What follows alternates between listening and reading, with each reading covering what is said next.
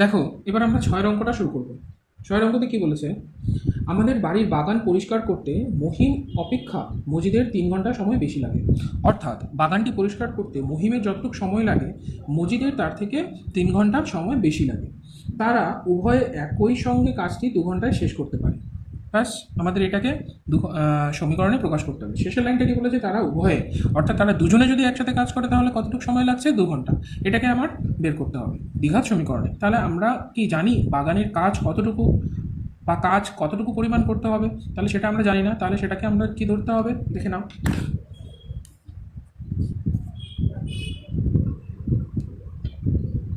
মনে করি মোট কাজ 1 অংশ, অর্থাৎ সম্পূর্ণ বাগানটির কাজ কত, 1 অংশ। তাহলে এবার ধরি এক একজন কত ঘন্টায় কাজটা করে। তাহলে আমাদের প্রথমে বলা আছে মহিম, মহিম কত ঘন্টায় 1 অংশ কাজটি করে তাকে বলা আছে, বলা নেই। তাহলে ধরি মহিম কাজটি করে x ঘন্টা। এবার একটা জিনিস তোমাদের বইতে দেওয়া আছে, মহিম যতটুকু সময় কাজটি করে মজিদের তার থেকে আরও 3 ঘন্টা সময় বেশি লাগে। তাহলে মহিম যদি x ঘন্টায় কাজ করে তাহলে ওর কতটুকু সময় লাগছে, x+3, নিশ্চয়ই 3 ঘন্টা বেশি, তাই x+3 হলো। সুতরাং মজিদ ওই কাজটি করে x+3 ঘন্টায়। বুঝতে পারলে আশা করি, এটা খুবই সহজ ছিল, তোমাদের বইতেই দেওয়া আছে 3 ঘন্টা সময় বেশি লাগে। তাহলে এবার আমাদের বের করতে হবে যে প্রত্যেকে 2 ঘন্টায় কতটুকু কাজ করে। কেন আমরা 2 ঘন্টা জিনিসটা ধরলাম, কারণ দেখো বইয়ের মধ্যে বলা আছে তারা যদি দুইজনে একসাথে কাজ করে তাহলে ওদের সময় লাগছে কত, 2 ঘন্টা। তাই আমরা এখন বার করব যে দুইজনে 2 ঘন্টায় কতটুকু কাজ করতে পারে। তাহলে আমরা বের করি মহিম x ঘন্টায়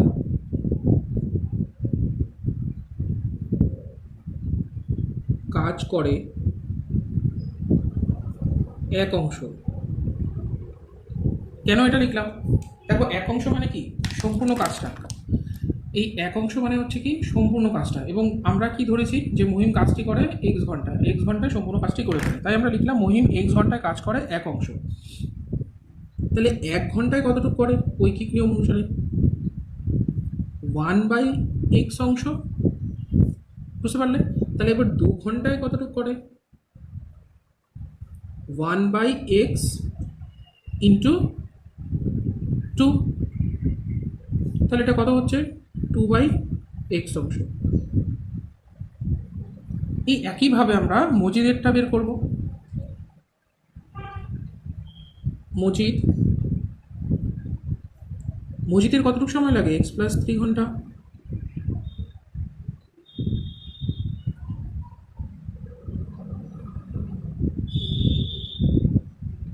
কাজ করে 1 অংশ।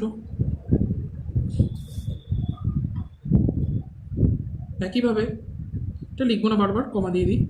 1 ঘন্টায় কাজ করে 1/x+3 অংশ, এবং 2 ঘন্টায় কাজ করে কি হবে, দুইটা গুণ হয়ে যাবে, তাই 2/x+3 অংশ।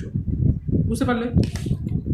তাহলে ওরা দুজনে যদি 2 ঘন্টায় কাজ করে, 2 ঘন্টায় দুজনে এতটুকু অংশ করে, এবং মজিদ করে এতটুকু অংশ।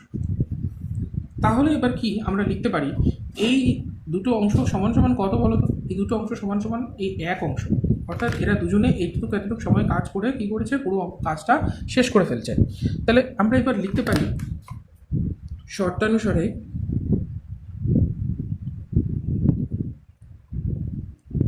এই কাজটা সমান প্লাস এই কাজটা সমান সমান 1 অংশ, 2/x প্লাস 2/x+3 সমান সমান 1।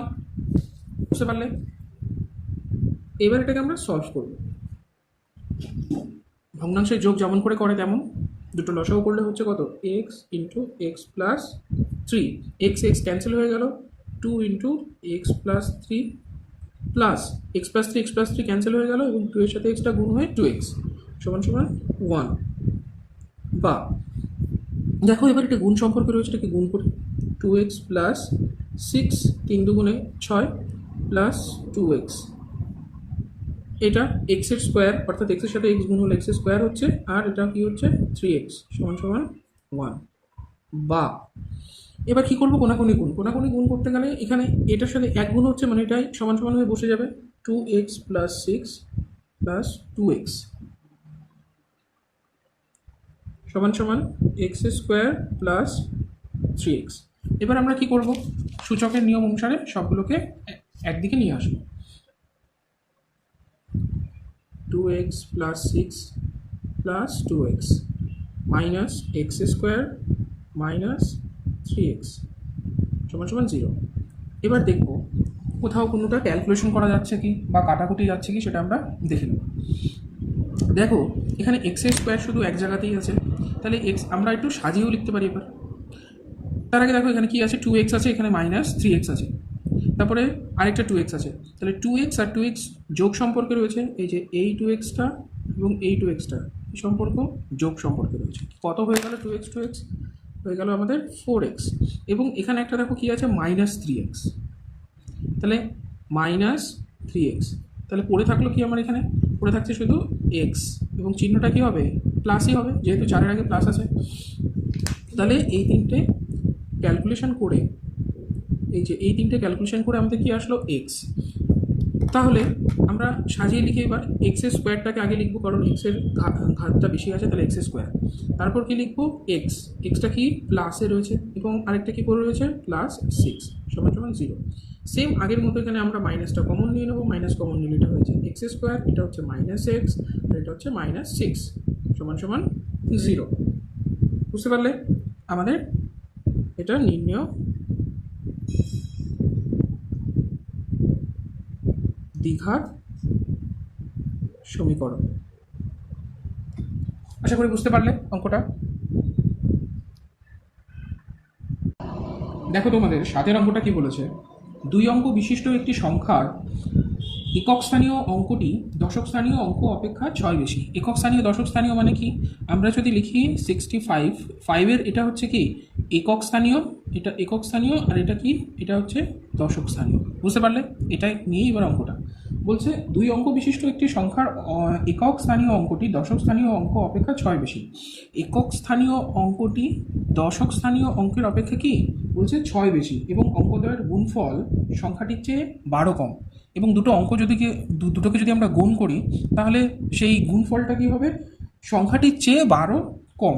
তাহলে এটাকে আমাদের সাজিয়ে লিখতে হবে। অঙ্কটা খুবই সহজ।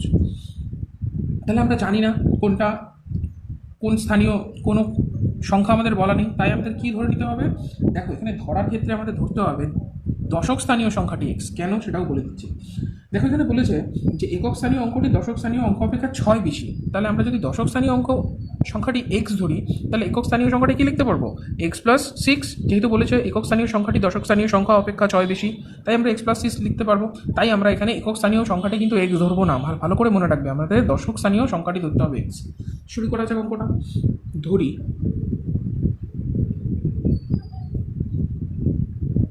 দশক স্থানীয় সংখ্যাটি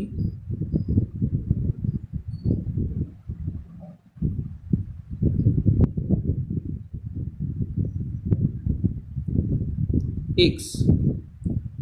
তাহলে সুতরাং একক স্থানীয়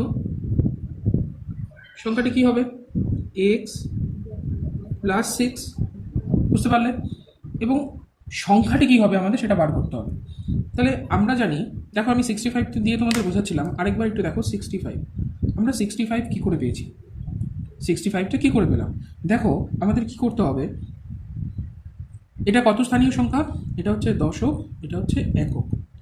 তাহলে দশক স্থানীয় সংখ্যা কত আছে 6, দশক তার সাথে মানে কি 10 গুণ করব, তাহলে হলো কত 60। এবং একক স্থানীয় সংখ্যা কত রয়েছে 5, একক স্থানীয় সংখ্যা মানে 5-এর সাথে কি করব 1 গুণ, যেহেতু একক স্থানীয়। তাহলে এইভাবে হয়ে গেল কত আমার 65। বুঝতে পারলে, এইভাবে আমাদের এই অঙ্কটার সংখ্যাটা বের করতে হবে। সংখ্যা কত 65, সেরকম আমাদের এই সংখ্যাটা বার করতে হবে, এক্স এবং এক্স প্লাস 6-এর সংখ্যা। তাহলে সংখ্যাটি হবে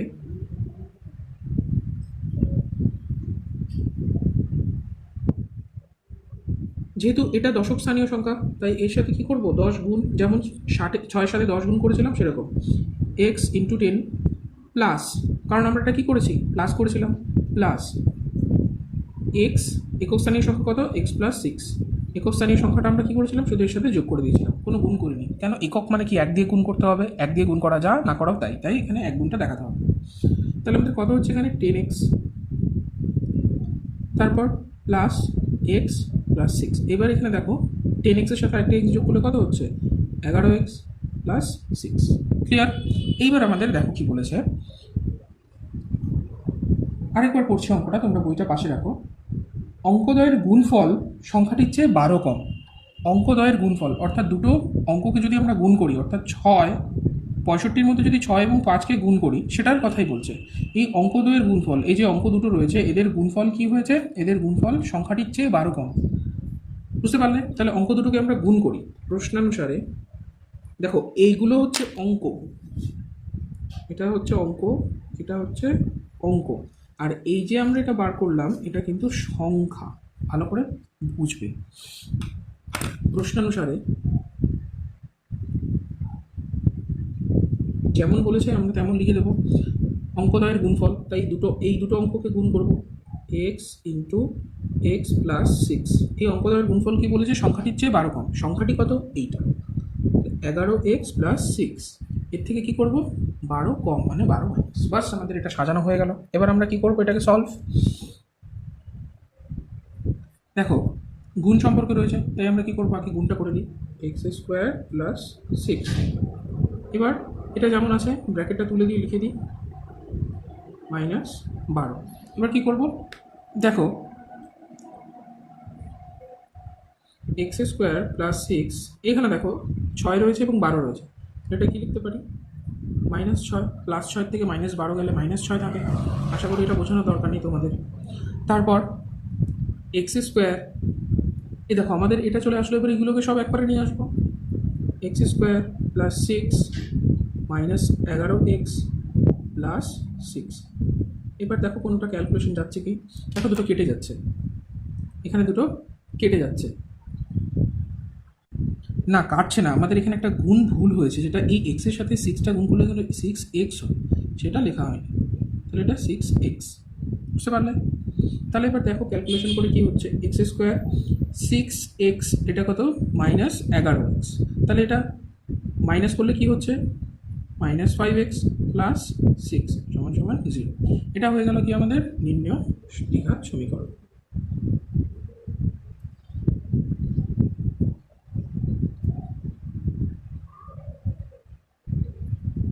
আশা করি বুঝতে পারলে অঙ্কটা। পরের অঙ্কটিতে চলে যাব। দেখো তোমাদের 8-এর অঙ্কটা বলেছে 45 মিটার দীর্ঘ ও 40 মিটার প্রশস্ত একটি আয়তক্ষেত্রাকার খেলার মাঠের, এতটুকু কিন্তু তোমাদের বুঝিয়ে দিই, 45 মিটার দীর্ঘ মানে কি, আয়তক্ষেত্রাকার মাঠটির দৈর্ঘ্য হচ্ছে 45 মিটার এবং প্রস্থ হচ্ছে 40 মিটার। কি বলেছে, সেই মাঠের বাইরের চারপাশে সমান চওড়া একটি রাস্তা আছে। ওই মাঠটির চারপাশে একটি সমান চওড়া একটি রাস্তা আছে, ওই রাস্তার ক্ষেত্রফল বলে দিয়েছে 450 বর্গমিটার।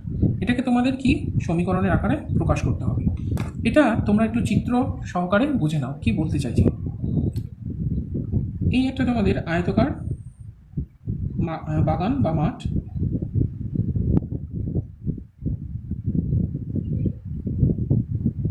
এই মাঠটির দৈর্ঘ্য কত বলেছে, 45 মিটার এবং প্রস্থ বলেছে কত, 40 মিটার। ঠিক আছে, বলেছে এই মাঠটির চারপাশে একটি সমান ক্ষেত্রফল বিশিষ্ট সমান চওড়া একটি রাস্তা আছে। তাহলে একটি রাস্তা আঁকি,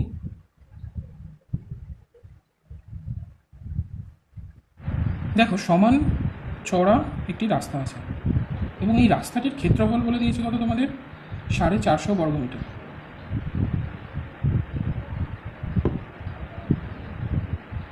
এই কথাটিকেই আমরা চিত্রের আকারে যে লিখলাম, এই কথাটিকেই আমরা সমীকরণের আকারে সাজাবো।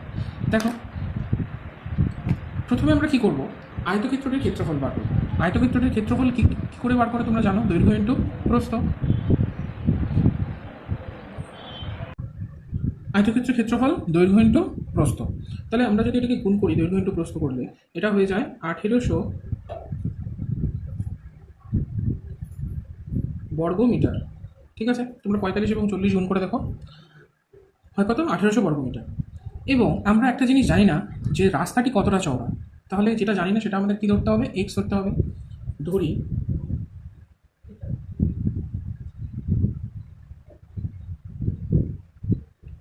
রাস্তাটি এক্স মিটার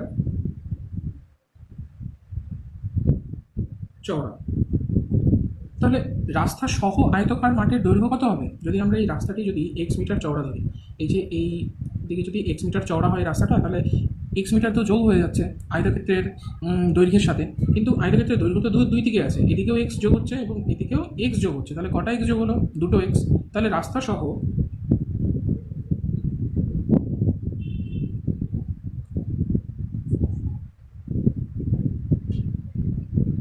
আয়তকার মাঠের দৈর্ঘ্য কত ছিল? 45 মিটার প্লাস দুটো এক্স অর্থাৎ 2x। বুঝতে পারলে? 2x metre. একইভাবে রাস্তা সহ আয়তকার মাঠের প্রস্থ কত হবে? একই রকমভাবে প্রস্থ ছিল 40, তার সাথে যোগ হলো কত? প্রস্থ দুই দিকে বেড়েছে এক্স এক্স করে, তাহলে 2x। ঠিক আছে, দেখো এইদিকেও এক্স বেড়েছে প্রস্থে, এদিকেও এক্স বেড়েছে, এইভাবে দুই দিকেই বাড়লে হয়ে যাচ্ছে কত? 2x metre. এবার এই রাস্তা সহ আমাদের এটার ক্ষেত্রফল বের করতে হবে। রাস্তা সহ যে আয়তক্ষেত্রটি রয়েছে তার ক্ষেত্রফল, রাস্তা সহ আয়ত ক্ষেত্রের ক্ষেত্রফল কত হবে? দেখো দৈর্ঘ্য ইন্টু প্রস্থ, তাহলে দৈর্ঘ্য কত? 45 প্লাস 2x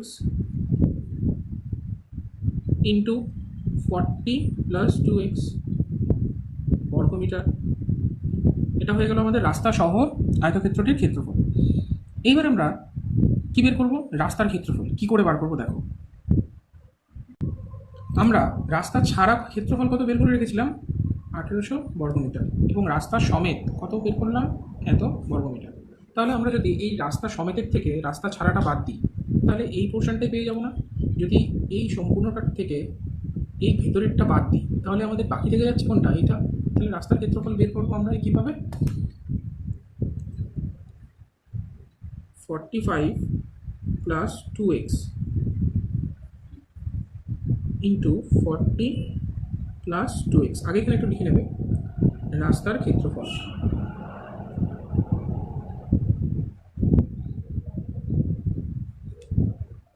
মাইনাস 1800 করলেই আমাদের শুধু এই রাস্তাটির ক্ষেত্রফল বেরিয়ে যাবে। দেখো গুণ আকারে রয়েছে সবগুলো, তাহলে গুণ করবো। 45 আর 40 মাল্টিপ্লাই করলে হয় কত? 1800।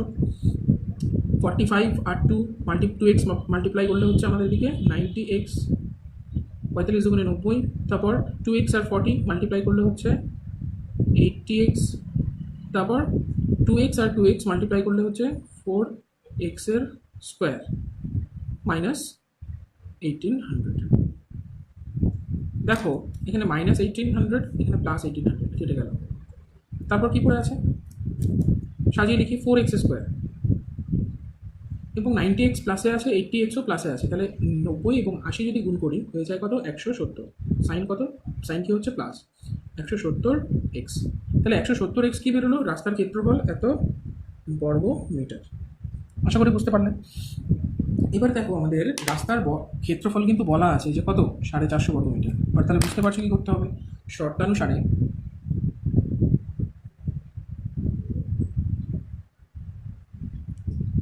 4x স্কোয়ার প্লাস 170x সমান সমান কত? 450। কেননা আমরা কি বার করলাম? রাস্তার ক্ষেত্রফল এত, এবং রাস্তার ক্ষেত্রফল বইতে দেওয়া আছে এত, তাহলে এটা সমান সমান এটা লিখতেই পারি। তারপর কি করবো? 450টাকে এদিকে নিয়ে আসবো। 4x square plus 170x minus 450 equals to 0। এবার কি করবো? এই সবগুলো দেখে দেখাবো কমন যাবে কি? 2 কমন যাচ্ছে। 2 কমন নিলে কি হচ্ছে?